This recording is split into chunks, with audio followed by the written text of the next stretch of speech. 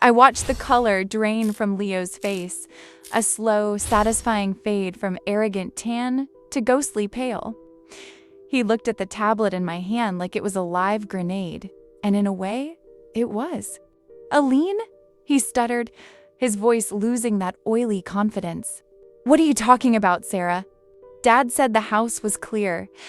I turned my gaze to my father, who was suddenly very interested in the pattern on his cloth napkin. "Dad lied, Leo. Or maybe he just forgot to tell you that when he nearly went bankrupt trying to fund your artistic retreat in Tulum back in 2019, I was the one who bought the debt. I didn't do it out of charity. I did it as an investment in my own security, because I knew this day would eventually come, .. My mother gasped, her hand flying to her throat where a pearl necklace I'd bought her for her 60th birthday sat nestled. "Sarah, how could you be so cold? We're family. We gave you life." I didn't even flinch. I'd spent 30 years being warmed by the fire of their family rhetoric while they used me as the wood to keep it burning. "You gave me life, Mom, and for the last decade, I've been paying you back for it with interest. I paid for the roof over your head. I paid for the food in that refrigerator. I even paid for the designer suit Leo is wearing to stand there and rob me. But the bank is closed now. If Leo wants the legacy, he gets the liability that comes with it. .. Leo tried to regain his footing, puffing out his chest. "Fine. So there's Aline. I'll just sell the vintage car collection in the garage. That's worth at least 6 figures. The deed said all assets on the property." I let out a short, sharp laugh that echoed through the dining room. "The cars, Leo? You mean the ones registered to my LLC? I let Dad keep them here because he liked to tinker with them. But they aren't assets on the property. They're corporate property. My assistant is actually outside with a flatbed trailer right now to pick up the 1967 Mustang. Happy Thanksgiving." The sound of a heavy truck pulling into the driveway was the perfect punctuation mark. My father finally looked up, his eyes glassy with a mix of shame and terror. "Sarah, please, where are we supposed to go? Leo said he was going to take care of us." I leaned back in my chair, the heavy oak creaking, a chair I had also purchased. "Leo has the house, Dad. He's the provider now. He's the man of the house with the vision. I'm just the girl with the little job, remember? Surely a man with a vision can figure out how to pay a $500,000 debt and keep the lights on without my executive salary." I stood up and smoothed out my dress, looking around the room one last time. This house used to feel like a sanctuary, but now it just felt like a ledger I'd finally balanced. I've already packed my things. They're in the car. I also took the liberty of canceling the premium cable, the high-speed internet, and the landscaping contract. Since the estate is Leo's, he can set up his own accounts. "Oh, and Mom? Your physical therapy appointment on Tuesday?" I'd call and check if they take Leo's vision as payment, because my corporate insurance policy for dependents was terminated 10 minutes ago.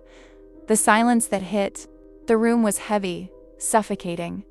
Leo was looking at the deed in his hand like it had turned into a snake. He'd wanted the crown, but he hadn't realized it was made of thorns and debt. My mother started to sob, a quiet, desperate sound, but I felt nothing but a cool, refreshing emptiness. I had been the family's safety net for so long that they forgot I was a person, not a floor. "Enjoy the house, Leo," I said, picking up my purse. "It's everything you ever wanted. Just try not to freeze this winter." The heating oil delivery was scheduled for tomorrow, and I just canceled the payment. As I walked toward the front door, my heels clicking sharply on the hardwood, I heard my father call out my name. It wasn't the commanding voice of the patriarch I grew up with. It was the voice of an old man who realized he'd bet on the wrong horse. I didn't turn back. I walked out into the crisp November air, the sound of the Mustang being winched onto the trailer music to my ears. I got into my own car, started the engine, and felt the weight of 20 years lift off my shoulders.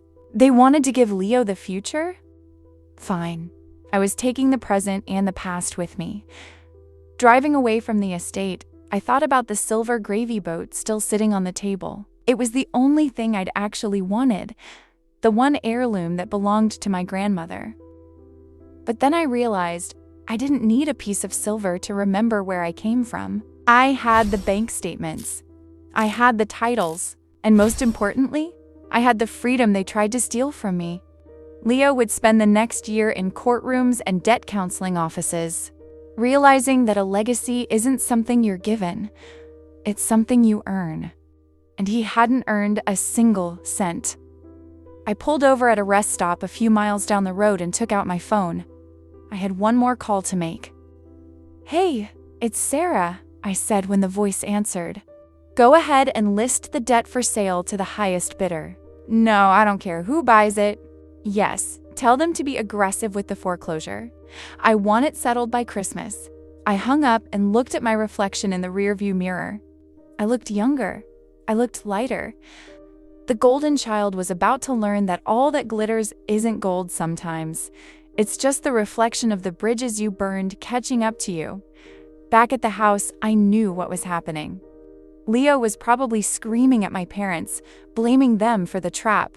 My parents were probably realizing that the daughter they sidelined was the only thing standing between them and a cramped apartment in a bad part of town. They had gambled on sexism and favoritism, and the house had finally won.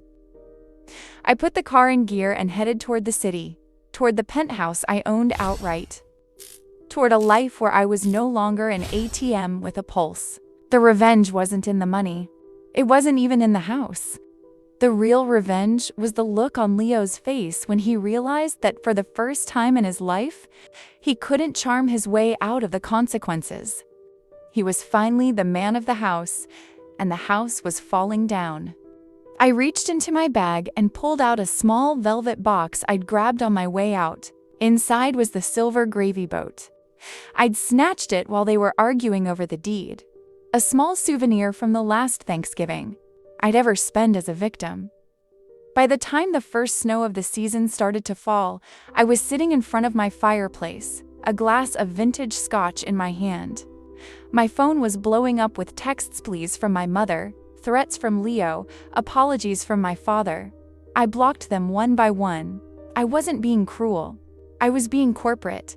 They had made a business decision to cut me out of the family's future, so I made a business decision to cut them out of mine. It was the most honest holiday we'd ever had. The next day, my lawyer called. "Sarah, your brother is trying to claim elder abuse because you withdrew the medical support." I laughed, swirling the ice in my glass. "Let him try. I have 10 years of receipts showing I've paid for everything voluntarily. There is no legal obligation for a daughter to fund her parents' lifestyle after they've signed over their assets to a third party. If there's any abuse happening, it's Leo taking a house he can't afford to maintain. Tell him, I'll see him in discovery. This was just the beginning of the long game." Over the next hour, I'm going to tell you exactly how I dismantled Leo's life, piece by piece, and how I turned my parents' betrayal into the foundation of my greatest corporate acquisition yet. Because in the USA, we don't just get mad, we get everything. Stay tuned, because the way Leo tried to save the house involves a level of fraud that would make a senator blush. And I was the one who handed the evidence to the feds.